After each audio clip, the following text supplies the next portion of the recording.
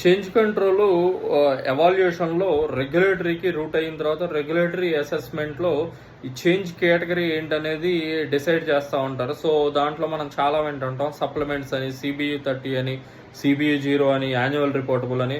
So మనము ఈ next షార్ట్స్లో ఒక్కొక్కటి ఏంటనేది, అసలు ఈ టూల్ అంటే ఏంటనేది తెలుసుకుందాం. వీటిల్లో ఈరోజు మనం CBU-0 గురించి తెలుసుకుందాం.